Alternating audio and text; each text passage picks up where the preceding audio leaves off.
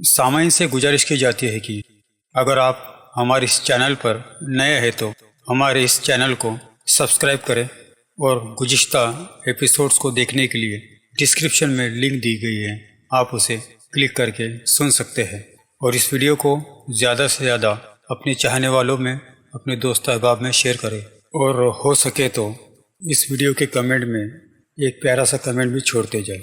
جزاک اللہ۔ بسم اللہ الرحمن الرحیم۔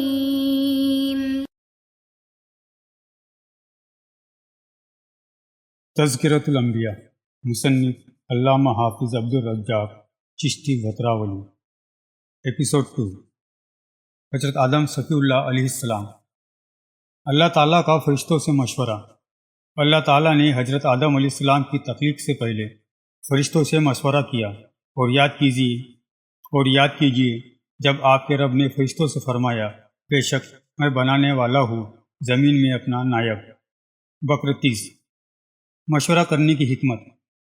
اللہ تعالیٰ کا فرشتوں سے فرمانا کہ میں زمین میں خلیفہ بنانے والا ہوں، معاذ اللہ ان سے اجازت طلب کرنا مقصود نہیں تھا، بلکہ صرف مشورہ طلب کرنا تھا، اور وہ بھی احتیاطی یا لا علمی کی وجہ سے نہیں، کیونکہ اللہ تعالیٰ کسی امر میں کسی کا محتاج نہیں، بلکہ مشورہ طلب کرنے میں حکمت یہ تھی کہ اس میں فرشتوں اور خلیفہ کا اکرام پایا جائے، کیونکہ رب تعالیٰ کا فرشتوں سے مشورہ طلب کرنے میں فرشتوں کی عظمت شان واضح ہوتی ہے، اور خلیفہ کے متعلق مشورہ کرنے میں خلیفہ کی عظمت بھی واضح ہوتی ہے کہ اس کی تخلیق سے پہلے ہی اس کا نورانی مخلوق میں ذکر ہو رہا ہے۔ حدیث مرفوع۔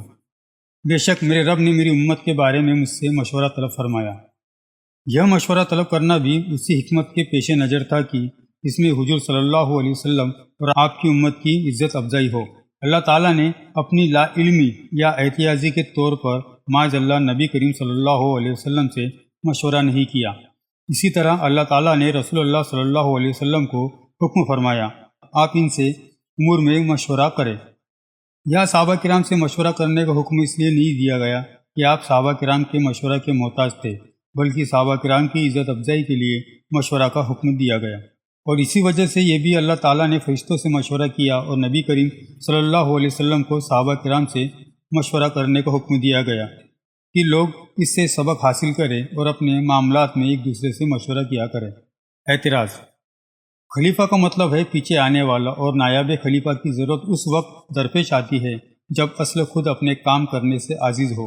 اصل کا عاجز ہونا یا اس کی موت کی وجہ سے ہوتا ہے، یا اس کے غائب ہونے کی وجہ سے ہوتا ہے، یا مرض، تھکان وغیرہ کی وجہ سے۔ ان تمام معنی کے لحاظ سے اللہ تعالیٰ کا خلیفہ بنانا درست نہیں۔ وہ حی لا یموت ہے، ہمیشہ کے لیے زندہ ہے، اس پر موت کے وقوع کا تصور کرنا بھی محال ہے۔ وہ شہ رگ سے بھی زیادہ قریب ہے، وہ کہیں دور چلا جائے، غائب ہو جائے۔ یہ ہونا بھی ممکن نہیں کہ وہ مریض ہو جائے، تھک جائے، عاجز ہو جائے، یہ بھی ناممکن ہے، تو اللہ تعالیٰ کے خلیفہ بنانے کا کیا مطلب ہے؟ جواب۔ یا خلیفہ کا معنی پیچھے آنے والا نہیں بلکہ نائب ہے، یعنی اللہ کا نائب ہو کر زمین و آسمان کی اشیاء میں تصرف کرنے والا ہو۔ نائب بنانے کی ضرورت بھی اللہ تعالیٰ کو نہیں تھی، وہ محتاج نہیں، بلکہ جن کی طرف خلیفہ بنایا تھا انہیں محتاجی تھی، اس لیے کہ انسان بہت زیادہ قدرتیں اور ظلمات جسمانیہ رکھتے ہیں، اور اللہ تعالیٰ بہت مقدس ہے۔ فیض لینے والے اور فیض دینے والے میں کوئی مناسبت ہونی چاہیے۔ جب مخلوق میں اور اللہ تعالیٰ میں کوئی مناسبت نہیں، مخلوق کو وجود میں لانا بھی رب تعالیٰ کی مشیت تھی، تو اللہ تعالیٰ نے مخلوق کے پیدا فرمانے سے پہلے ہی ان کے فیض لینے کا یہ اہتمام کیا کہ انبیاء کرام علیہ السلام کو واسطہ بنایا، جو اپنی نورانیت کی وجہ سے اللہ تعالیٰ سے فیض لے کر اپنی بشریت کے وصف کی وجہ سے انسانوں تک وہ فیض پہنچا دے۔ جس طرح انسانوں اور حیوانوں کے جسموں میں ہڈیاں اور گوشت ہے، ہڈیاں سخت ہے اور گوشت نرم ہے۔ ہڈی اپنی سختی کی وجہ سے گوشت سے غذا حاصل نہیں کر سکتی تھی، تو اللہ تعالیٰ نے اپنی حکمت کاملہ سے ہڈیوں اور گوشت کے درمیان پٹے بطور واسطہ رکھے۔ پٹے اپنے نرم حصے سے گوشت سے غذا حاصل کرتے ہیں، اور اپنے سخت حصے سے ہڈی کو غذا پہنچاتے ہیں۔ نکتہ: اللہ تعالیٰ نے حضرت آدم علیہ السلام کو خلیفہ بنانے کے متعلق جو مشورہ کیا، اس سے مراد صرف آدم علیہ السلام نہیں، اور آپ کی تمام اولاد بھی مراد نہیں، بلکہ آدم علیہ السلام اور آپ کی اولاد سے بعض حضرات جو اس خلافت کے منصب کے اہل ہوں گے، یہ سب مراد ہے، اور وہ افراد آدم علیہ السلام کی اولاد میں حضرت محمد صلی اللہ علیہ وسلم تک پیدا ہونے والے تمام انبیاء و رسول ہیں۔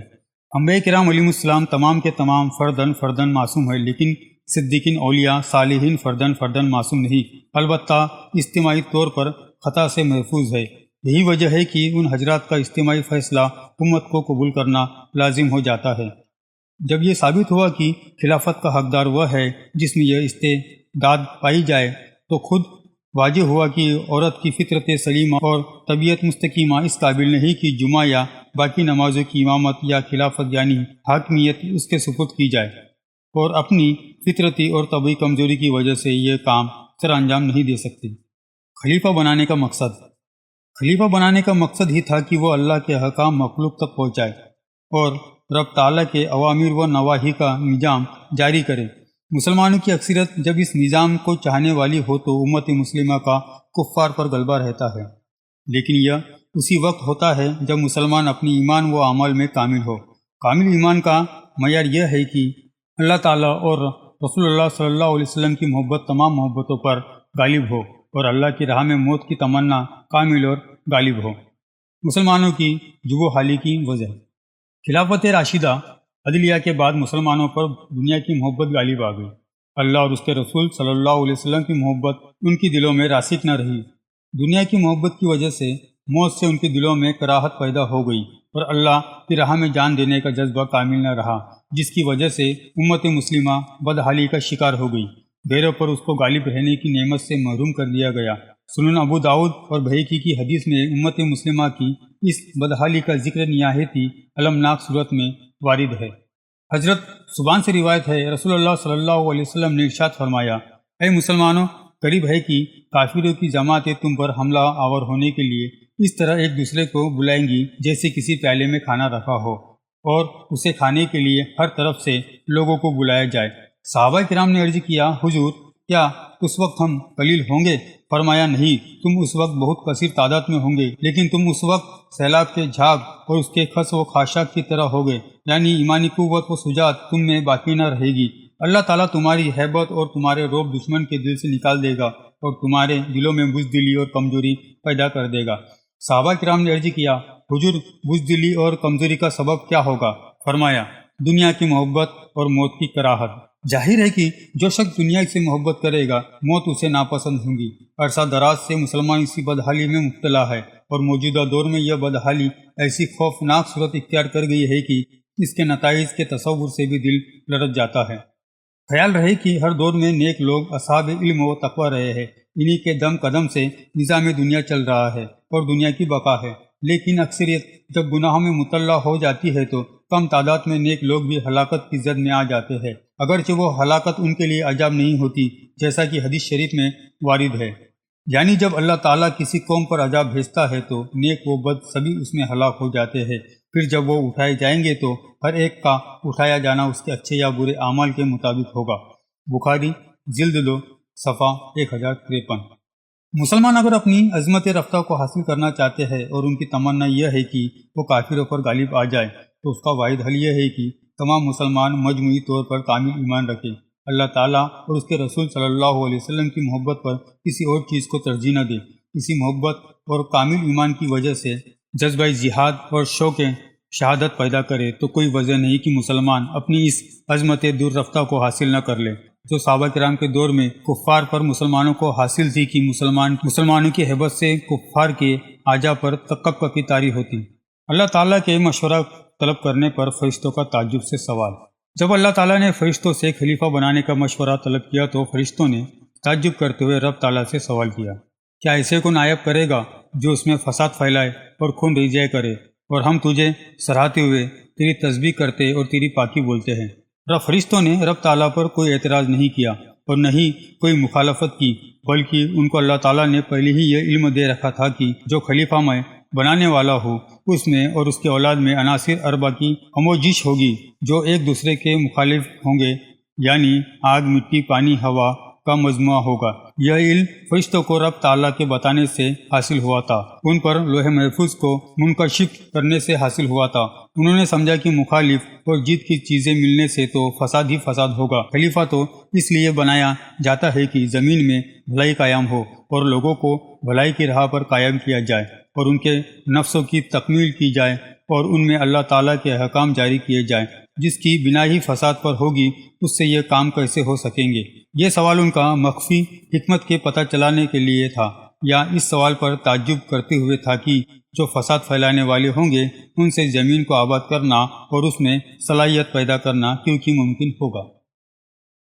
خیال رکھے کہ یہ فرشتوں کی اجتہادی خطا تھی کہ انہوں نے سمجھا شاید تمام انسان ایسے ہوں گے، حالانکہ انبیاء کرام علیہ السلام معصوم ہونے کی وجہ سے نیک اور پارسا صالح و متقی لوگ اللہ کی حفاظت میں ہونے کی وجہ سے فساد برپا کرنے سے پاک ہے۔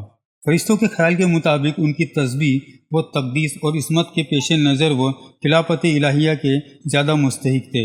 ان کے اس طرف کے قصور علم کو ظاہر کرنے کے لیے اللہ تعالیٰ نے فرمایا، یعنی میرے فرشتوں، میں وہ سب کچھ جانتا ہوں جو تم نہیں جانتے۔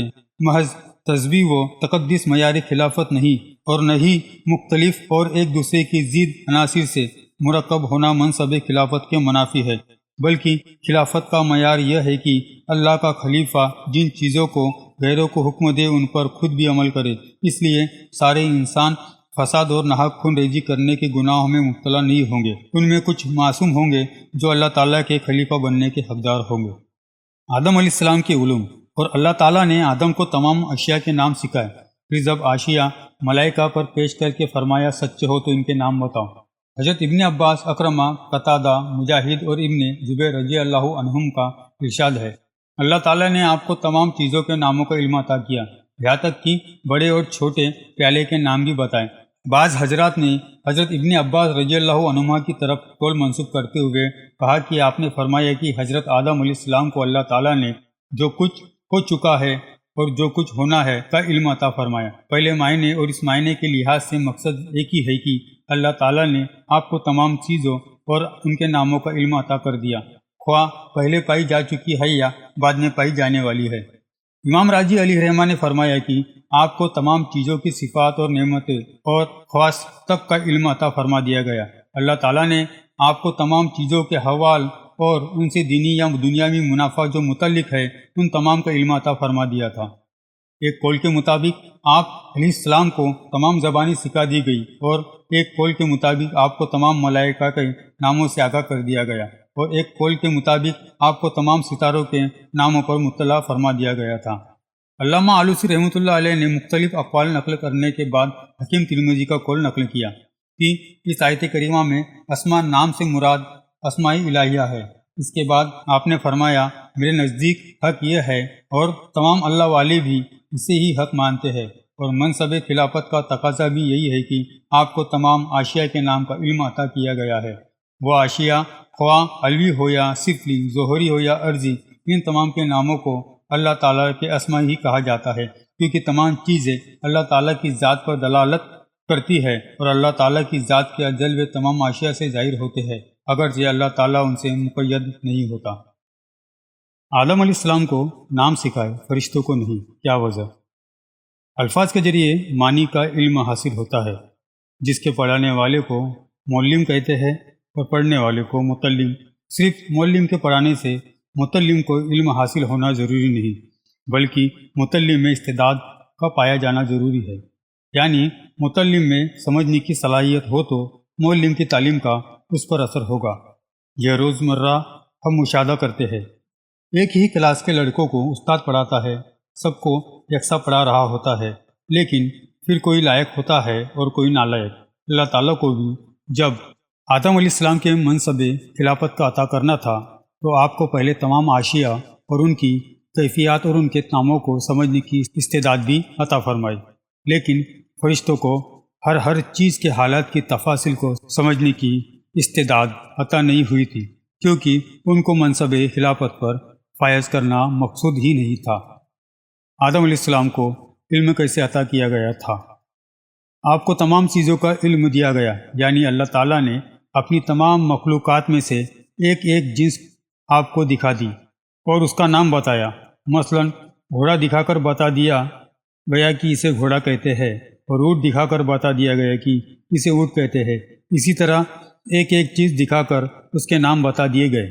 آدم علیہ السلام کو یہ خصوصیت حاصل تھی کہ آپ کو تمام چیزوں کے نام ہر زبان میں بتا دیے گئے تھے، اور وہی زبانیں آپ کی اولادوں میں متفرق طور پر پائی جاتی ہے، یعنی ایک چیز کا نام آپ نے ہر زبان میں بتایا۔ جو زبانیں بھی ایجاد ہونی تھی آپ کو ان کا علم پہلے سے ہی عطا کر دیا گیا تھا۔ فائدہ: جب آدم علیہ السلام کو تمام چیزوں کا علم دیا گیا، ہر چیز کے نام ہر زبان میں سکھائے گئے، تو سید الانبیاء صلی اللہ علیہ وسلم کے علم کا مقام کیا ہوگا؟ اعلیٰ حضرت مولانا احمد رضا بریلوی رحمۃ اللہ علیہ نے اس طرح تحریر فرمایا: رحمان نے اپنے محبوب کو قرآن سکھایا، انسانیت کی جان محمد کو پیدا کیا، ما کانا وما یکن کا بیان انہیں سکھایا۔ اعلیٰ حضرت نے نبی کریم صلی اللہ علیہ وسلم کو انسانیت کی جان کہا۔ حضرت علامہ آلوسی نے تفسیر میں تحریر فرمایا: تمام جہان ایک جسم ہے اور نبی کریم اس کی روح ہے، جس کا قیام بغیر روح کے ممکن نہیں۔ اس سے پتہ چلا کہ حضور نبی کریم صلی اللہ علیہ وسلم کائنات کی جان ہے۔ اور اعلیٰ حضرت کے ترجمہ سے یہ واضح ہوا کہ علم البیان کا مطلب یہ ہے کہ حبیب پاک کو علم عطا کیا گیا۔ اس پر علامہ قرطبی کی الجامع الاحکام البیان کی تفسیر ملاحظہ ہو، یعنی علم البیان میں ضمیر منصوب کا مرجع انسان ہے، اور اس سے مراد نبی کریم صلی اللہ علیہ وسلم ہے۔ اور علم البیان میں بیان سے مراد یا تو حلال و حرام کا علم اور گمراہی سے ہدایت دینا، اور یا جس طرح بیان کیا گیا ہے بیان میں مراد ما کانا و ما یکون کا علم ہے، کیونکہ نبی کریم صلی اللہ علیہ وسلم نے اولین و آخرین اور کائنات کا ذکر فرما دیا ہے، یعنی آپ نے سبھی گزرے ہوئے اور آنے والے اور واقعات قیامت سے مطلع فرما دیا، تو آپ کو ما کانا و ما یکون کا علم حاصل ہے۔ میں نے اردو تراجم قرآنی کا تقابلی جائزہ پیش کرتے ہوئے اپنی کتاب میں بہت سی تفاسیر کی عبارت نقل کر کے واضح کیا کہ سارے تراجم میں سے یہاں اعلیٰ حضرت کا ترجمہ ہی باکمال ہے۔ علم کے فضائل عقلیہ و نقلیہ۔ تفسیر کبیر اور عزیزی کے حوالے سے علم کے فضائل و مختصر بحث پیش خدمت ہے۔ فقی ابو اللیث سمر قندی رحمۃ اللہ علیہ نے فرمایا کہ عالم کی صحبت میں حاضر ہونے میں 7 فائدے ہیں، خواہ اس سے علم حاصل کرے یا نہ کرے۔ 1. وہ شخص طالب علم کے زمرے میں شمار کیا جاتا ہے اور ان کا ثواب پاتا ہے۔ 2. جب تک اس مجلس میں بیٹھا رہے گا گناہوں سے بچتا رہے گا۔ 3. جس وقت یہ اپنے گھر سے طلب علم کی نیت سے نکلتا ہے ہر قدم پر نیکی پاتا ہے۔ 4. علم کے حلقے میں رحمت الہی نازل ہوتی ہے، جس میں یہ بھی شریک ہو جاتا ہے۔ 5. علم کا ذکر سنتا ہے جو کہ عبادت ہے۔ 6. وہاں جب کوئی مشکل مسئلہ سنتا ہے جو اس کی سمجھ میں نہیں آتا اور اس کا دل تنگ ہوتا ہے، تو حق تعالیٰ کے نزدیک منکسر القلوب، دل کا ٹوٹا ہوا جو رحمت کا مستحق ہوتا ہے، میں شمار کیا جاتا ہے۔ 7. اس کے دل میں علم کی عزت اور جہالت سے نفرت پیدا ہوتی ہے۔ حضرت علی رضی اللہ عنہ فرماتے ہیں کہ علم دین مال پر 7 وجہ سے افضل ہے۔ 1. علم پیغمبروں کی میراث اور مال فرعون، حامان، شداد اور نمرود کی۔ 2. مال خرچ کرنے سے کم ہوتا ہے مگر علم بڑھتا ہے۔ 3. مال کی حفاظت انسان کو کرنی پڑتی ہے لیکن علم خود انسان کی حفاظت کرتا ہے۔ 4. مرنے کے بعد مال تو دنیا میں رہ جاتا ہے اور علم دین قبر میں ساتھ ہوتا ہے۔ 5. مال مومن اور کافر سب کو مل جاتا ہے لیکن دین کا نفع یعنی قبر و حشر میں کامیابی صرف ایماندار کو ہی حاصل ہوتا ہے۔ 6. کوئی شخص بھی عالم سے بے پرواہ نہیں لیکن بہت سے لوگوں کو مالداروں کی ضرورت نہیں۔ 7. علم سے پل صراط پر گزرنے کی قوت حاصل ہوگی اور مال سے کمزوری۔ 7 پیغمبروں کو علم کی وجہ سے بہت بڑے فائدے حاصل ہوئے۔ 1. حضرت آدم علیہ السلام کو علم کی وجہ سے فرشتوں پر بزرگی دی گئی اور فرشتوں کو ان کے سامنے سجدہ کرنے کا حکم دیا گیا۔ 2. حضرت خضر علیہ السلام، ان کے متعلق اہل علم کا اختلاف ہے کہ یہ نبی ہے یا ولی، کہ علم کی وجہ سے ان کی اور موسیٰ علیہ السلام کی ملاقات ہوئی اور کچھ اشیاء کے ظاہر و باطن کا فرق واضح ہوا۔ 3. یوسف علیہ السلام علم کی وجہ سے خواب کی تعبیر بیان کرنے پر قید خانے سے نکل کر شاہی دربار میں پہنچ کر وزیر خزانہ اور تمام بادشاہی کاموں کے مدبر مقرر ہو گئے۔ 4. حضرت سلیمان علیہ السلام کو علم کی وجہ سے بلقیس جیسی ملکہ بحیثیت جوزہ ملی اور اسے بھی آپ کے علم کی وجہ سے ایمان نصیب ہوا۔ 5. حضرت داؤد علیہ السلام کو علم کی وجہ سے منصب نبوت کے ساتھ ساتھ بادشاہی بھی حاصل رہی۔ 6. عیسیٰ علیہ السلام نے اپنی والدہ حضرت مریم کی تہمت کو علم کی وجہ سے دور فرمایا۔ 7. حضور نبی کریم صلی اللہ علیہ وسلم کو تمام کائنات سے زیادہ علوم عطا فرما کر خلافت الہیہ اور شفاعت کبریٰ کے درجہ رفیع متمکن فرمایا۔ قرآن پاک میں 7 چیزوں کے متعلق ذکر ہے کہ وہ ایک دوسرے سے برابر نہیں۔ 1 عالم اور جاہل برابر نہیں۔ 2 خبیث اور طیب یعنی ناپاک اور پاک برابر نہیں۔ 3 دوزخی اور جنتی برابر نہیں۔ 4 اندھا اور آنکھ والا یعنی علم اور ایمان والا اور ان سے خالی برابر نہیں۔ 5 ظلمت اور نور یعنی علم اور ایمان کی نورانیت اور ان سے خالی ہونے کی وجہ سے حاصل ہونے والی تاریکی برابر نہیں۔ 6 سردی اور گرمی برابر نہیں۔ 7 زندے اور مردے برابر نہیں۔ حضرت علی مرتضیٰ رضی اللہ عنہ نے فرمایا کہ دنیا 4 شخصوں سے قائم ہے۔ 1 عالم با عمل سے یعنی علم دین کے حاصل کرنے کے بعد اس کے عمل بھی احکام دنیا سے مطابق ہو۔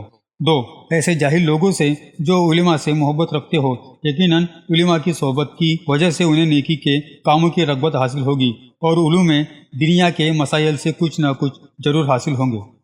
3 سخاوت کرنے والے مالداروں سے یعنی مالدار جو اللہ تعالیٰ کی راہ میں مال خرچ کرتا ہے وہ بھی بلند مرتبہ رکھتا ہے جو نظام دنیا کے قائم رہنے کا سبب ہے۔ 4 اور غریب لوگ جن کے پاس مال تو نہیں لیکن وہ تھوڑے مال اور محنت و مشقت پر صبر کرنے والے ہو یعنی صابر فقیر کے دم سے بھی دنیا قائم ہے۔ اللہ تعالیٰ نے ارشاد فرمایا، بے شک اللہ کے بندوں میں سے اللہ تعالیٰ سے ڈرنے والے علماء ہی ہے۔ اس آیت میں جب لفظ اللہ پر پیش یعنی اردو کا اعراب جسے لگانے سے او کی آواز نکلتی ہے اور لفظ علماء پر زبر ہو تو معنی ہوگا کہ اللہ تعالیٰ اپنے بندوں میں سے علماء کو عزت و وقار عطا فرماتا ہے۔ نبی کریم صلی اللہ علیہ وسلم نے فرمایا، جب علم دین پڑھانے والا شخص فوت ہوتا ہے تو اس پر فضا سے پرندے، زمین کے تمام جانور، دریاؤں میں رہنے والی مچھلیاں روتی ہیں۔ حضرت عامر جہنی رضی اللہ عنہ ایک حدیث بیان فرماتے ہیں کہ قیامت کے دن علم دین پڑھنے والے طالب علم کی سیاہی اور شہید کے خون کو لایا جائے گا، کسی ایک کو دوسرے پر فضیلت حاصل نہیں ہوگی۔ حضرت مصعب بن جبیر رضی اللہ عنہ نے اپنے بیٹے کو کہا، اے بیٹے علم حاصل کرو، اگر تمہارے پاس مال بھی ہوا تو علم تمہارا جمال ہوگا اور اگر تمہارے پاس کوئی مال نہ ہوا تو علم ہی تمہارا مال ہوگا۔ نوٹ: علامہ امام راضی رحمۃ اللہ علیہ نے فضیلت علم میں اس مقام پر بہت طویل بحث کی ہے، مختصر طور پر کچھ ذکر کیا گیا ہے۔